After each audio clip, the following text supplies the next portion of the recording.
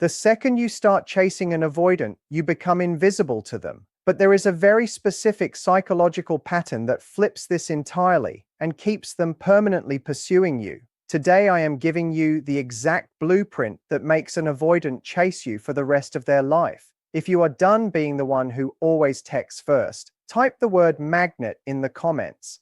This shows me exactly who is ready to completely reverse this dynamic today. Drop that word right now so I know you are serious about your own power. Subscribe to the channel and let us get straight into the psychology of the avoidant chase. Before you can keep an avoidant chasing you, you have to understand something very uncomfortable. An avoidant person does not chase what they already have. They chase what they are not certain of. This is not because they are cruel or manipulative. It is because their entire nervous system was built around a very specific belief. Closeness equals danger. Distance equals safety. So the moment you become completely predictable and completely available, their brain files you away as safe, secure, and no longer urgent. And once you are filed away, the chase stops. This is why so many people lose an avoidant right after the best week of the relationship. You gave them everything. You proved your loyalty. You made yourself endlessly reachable. And instead of feeling grateful, they went cold. That is not a personal insult. That is a nervous system reacting exactly the way it was trained to react in childhood. Understanding this changes everything. Because once you stop taking their withdrawal personally, you stop reacting emotionally. And once you stop reacting emotionally, you become the one person in their life they cannot predict. That unpredictability is the fuel of the chase.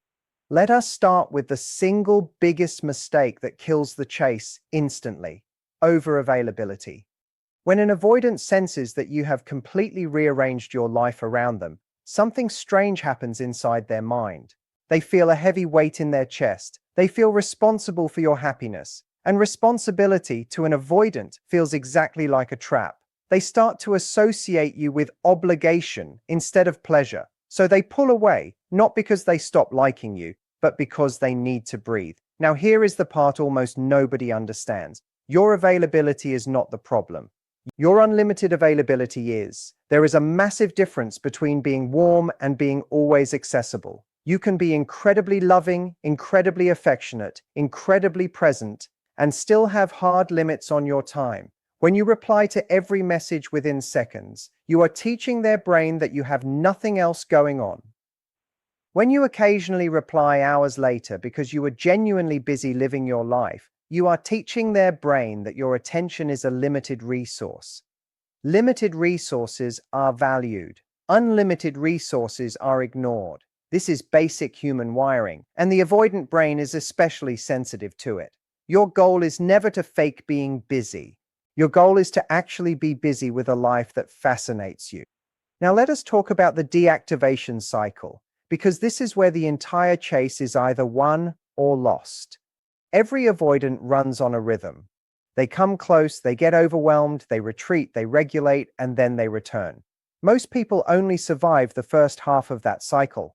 They panic during the retreat and blow the whole thing up. Here is what happens neurologically. During intense closeness, the avoidant experiences a flood of emotion they were never taught to process. Their body reads that flood as danger, so they create distance to bring their system back to baseline. If you chase them during that retreat, you become the source of the danger. Their brain links your name with pressure, and the retreat gets longer. But if you calmly let them go, something completely different happens. Their system regulates quickly, and in that quiet, they begin to feel the absence of your warmth. They start remembering how good it felt. They start reaching back on their own. This is the return phase, and it only exists if you did not interrupt it. So the rule is simple: never chase during the retreat. Let the silence do the work you were trying to do with words. Silence is patient, words are pressure. But here is the advanced layer that most people miss completely. When they pull away, you do not just sit still and wait. You move, you go live, you start a new project, you see your friends, you go to the gym, you get absorbed in something that has nothing to do with them. Because when they come back to find you, they should not find you exactly where they left you. They should have to reach a little further. This one shift creates a subtle, powerful tension. They start to feel that you are not a fixed point in their world, you are a moving one. And moving targets create pursuit. If they always know exactly where you will be emotionally, the chase dies. If they sense that you are growing, expanding, becoming more, they feel a quiet urgency to keep pace with you. That urgency is exactly what you want. It is not cruelty. It is not a trick. It is simply what happens when two people are both living full lives instead of one person orbiting the other. Now, let us talk about the emotional tone you bring to the relationship, because this matters more than any tactic. Avoidants are exhausted people. They spend enormous energy managing their own internal world. So when they meet someone who is calm, light, and emotionally self-sufficient, it feels like walking into an air-conditioned room after standing in the heat. You must become that room. That means when you feel anxious, you regulate yourself first, you breathe, you walk, you write it down, you call a friend. You do not immediately dump raw, unprocessed emotion onto them. This is not about suppressing your feelings. It is about metabolizing them before you speak. Because when you finally do bring something up, you bring it up cleanly. Calm voice, short sentences, no accusations, no history lessons about everything they did wrong 3 months ago. Just a clear statement of what you need. An avoidant can handle a clear request. What they cannot handle is an emotional storm with no visible exit. Give them clarity and they relax. Give them chaos and they run. And the person they relax around is the person they eventually cannot live without. Here is another principle that keeps an avoidant permanently engaged. Never reward distance with more effort. When they go quiet, most people double their output. More texts, longer paragraphs, more attempts to reconnect. This is the exact opposite of what works. You must mirror their energy instead. If they take a step back, you take a step back. If they give you 30%, you give 30%. Not out of pettiness, not to punish them. Simply because you refuse to overinvest in something that is being underinvested in. This mirroring is one of the most powerful things you can do, because it removes their safety net. When an avoidant pulls back and finds that the connection is still fully intact without any effort from them, they learn that they can take you for granted. But when they pull back and feel the warmth naturally cool, something clicks. They realize the temperature of this relationship depends on them. They realize that your affection is a response to their presence, not a permanent fixture, and suddenly showing up becomes worth it. They start initiating. They start closing the distance, because now they understand that closeness is something they have to participate in. Let us talk about mystery, because this is the oxygen of long-term attraction with an avoidant. Avoidants are naturally curious people, especially about things they cannot fully access. When you explain every thought you have, narrate every hour of your day, and share every feeling in real time, you accidentally remove all the curiosity from the connection. There is nothing left to wonder about. And an avoidant who has nothing left to wonder about is an avoidant who has already emotionally checked out. So you must learn the art of the interesting, incomplete answer. When they ask about your weekend, tell them it was great and mention one interesting detail, not 5. 1. Let them ask for more. Let them dig. This is not game playing. It is conversational restraint, and it creates something psychologists call an open loop. The human brain hates unfinished information. It keeps circling back to it. So when your conversations end on a high note, instead of dragging until there is nothing left to say, their mind keeps replaying you. You become the thought they cannot quite close. That is how you occupy someone's mind without sending a single extra message. Now let us address warmth, because there is a huge misunderstanding in this space. People hear all of this and assume they should become cold, distant, and hard to reach. That is completely wrong. A cold person does not keep an avoidant chasing. A cold person just becomes another cold room they walk out of. What keeps them chasing is the combination of warmth and independence. When you are together, you are fully present. You are affectionate. You are genuinely happy to see them. You give them your full attention and real appreciation. And when you are apart, you disappear into your own life completely. This contrast is intoxicating to an avoidant nervous system. They get the intimacy they secretly crave, followed by the freedom they desperately need. You give them both, Nobody else in their life has ever managed to give them both. That is why they cannot let you go. You are not a threat to their independence. You are the one place where connection does not cost them their autonomy.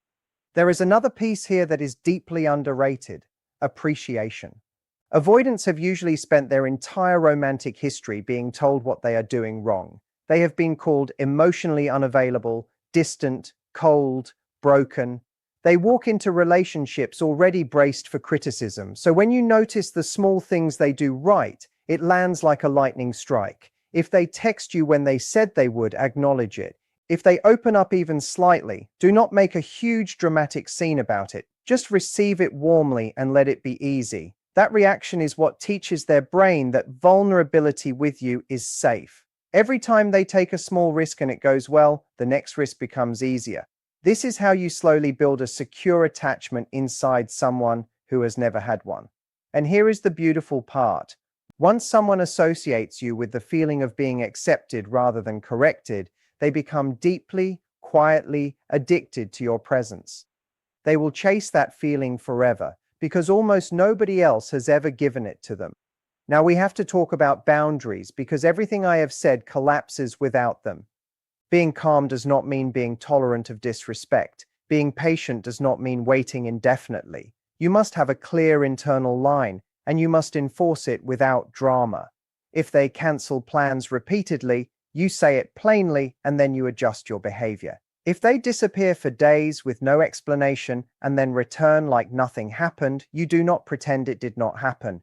You simply say that you are not available for unpredictable contact and you mean it. No lectures, no threats, just a quiet, immovable standard. What makes this so powerful with an avoidant is that they are constantly testing, often unconsciously, to find out where the edges of the relationship are. When they find no edges at all, they lose respect and they lose interest. When they find firm, calm edges, they feel something rare: structure, safety, reality. And strangely, that structure makes them want to move closer, not further away. Boundaries are not the end of the chase. Boundaries are the reason the chase continues. Let us go deeper into the psychology of scarcity and value, because this is the engine underneath everything. Human beings assign value based on availability and effort. Something that costs nothing is worth nothing to the subconscious mind. This is why the relationships that people fight hardest for are the ones they had to work for. Now, this does not mean you should manufacture obstacles or play cruel games. It means you should have a real life with real demands on your time. It means your calendar should be genuinely full of things you care about. When an avoidant has to plan ahead to see you, they invest. When they invest, they value. When they value, they pursue. Compare that to the person who is available at a moment's notice, every single time, with no exceptions. There is no investment there, so there is no value assigned.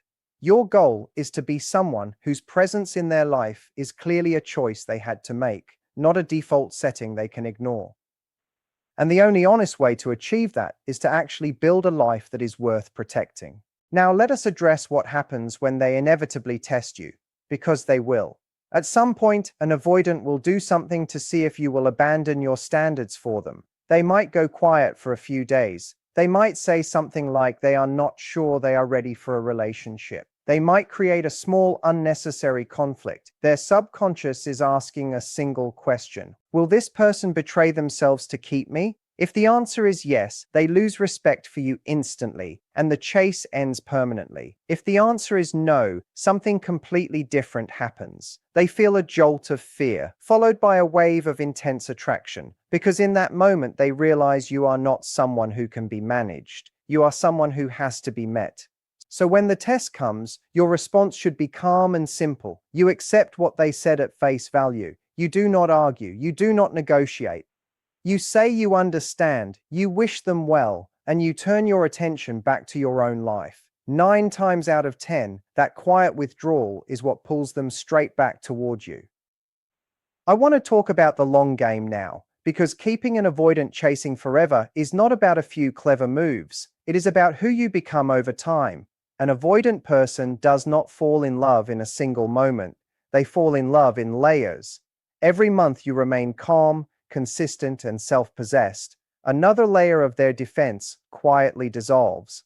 They start letting you into small rooms of their inner world, then bigger ones, then eventually the rooms nobody else has ever seen. But this only happens if you are steady across time. The person who panics in month 2 never gets to see month 12. So your job is to stay grounded through the cycles. When they come close, enjoy it fully. When they pull back, return to your own life fully. Do not treat their distance as a crisis, and do not treat their closeness as a fragile miracle. Treat both as normal weather in a landscape you already know. That steadiness is the rarest thing you can offer them, and it is exactly what makes them stay. There is one more thing you need to internalize, and it is the most important part of this entire conversation. You must be genuinely willing to walk away. Not as a strategy, not as a bluff, genuinely. Because an avoidant can sense desperation the way an animal senses fear. If your calm is a performance, they will feel it. If your independence is a tactic, they will feel that too. The only version of this that works long-term is the version where you have actually built a life you love, where a partner is a beautiful addition rather than a missing piece. When you reach that place, everything changes on its own. You stop over-texting because you genuinely forgot to check your phone. You stop panicking during their retreat because you are genuinely absorbed in something else. You stop tolerating disrespect because your peace has become more valuable to you than their approval. And that authenticity is what an avoidant finds absolutely impossible to walk away from. They have spent their whole life around people who wanted something from them. You are the first person who wants nothing except honesty and mutual effort. So let me bring this all together for you. To keep an avoidant chasing you, you never chase them during withdrawal. You mirror their investment instead of doubling yours. You stay warm when you are together and completely self-contained when you are apart. You communicate cleanly and briefly instead of flooding them with emotion. You leave conversations while they are still good. You appreciate their small efforts instead of criticizing their failures. You hold your boundaries with a calm voice and zero drama. You keep building a life so full and interesting that being part of it is a privilege they have to keep earning. And most importantly, you stay whole regardless of what they decide. If they rise to meet you, you get a partner who has genuinely grown. If they do not, you lose nothing, because you never gave away your center in the first place. That is the real secret. The chase is not something you create with tricks. The chase is what naturally happens when someone realizes they are standing next to a person who does not need them, but chooses them anyway. Become that person, and you will never have to chase anyone again.